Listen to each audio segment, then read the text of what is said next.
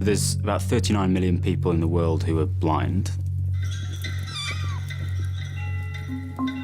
90% of those are living in countries like Kenya. Yes? 80% of them are blind from diseases that we already know how to cure or prevent. Can everybody write all you can see on the blackboard? I still can't believe we're in a world where we've already worked out how to provide most of the treatment, and it's still not happening. That felt deeply unfair.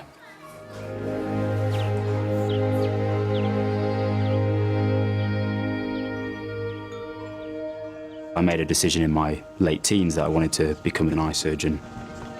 Growing up in the UK, I felt both angry and guilty for having what I did have and for other people not having it. 2012, my wife and my son and I moved to Kenya to give something back. Most of the resources for eye care are in big towns and cities.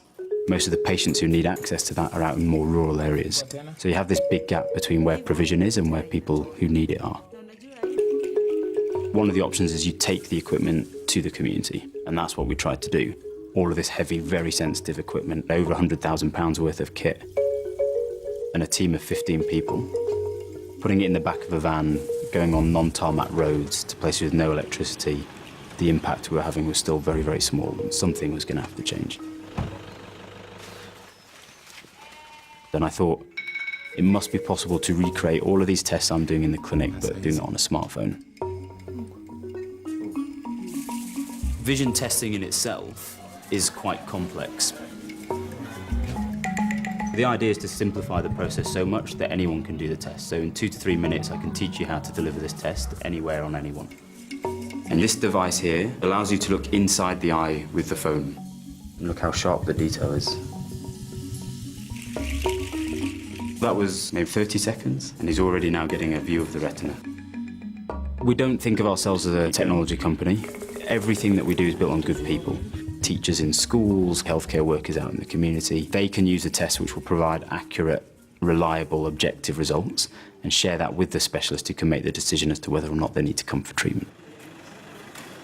Brian and his grandmother live just the two of them together and are completely dependent on one another, yet neither of them can see. The leading cause of blindness is cataract. By putting an artificial lens in, you can restore sight overnight. How many fingers? That.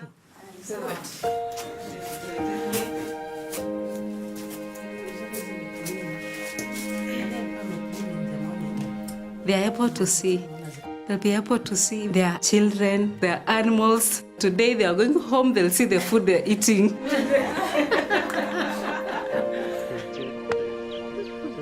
There'll always be more to do. We've had requests that would amount to 10 million children being screened if we had the capacity to deliver that. So we're setting out now to put up a building near the eye unit where people from all over the world can come to learn how to run the programs and take that into the communities that they're working in. The thing that keeps me up at night is knowing there's still queues of patients everywhere. I want to see that change.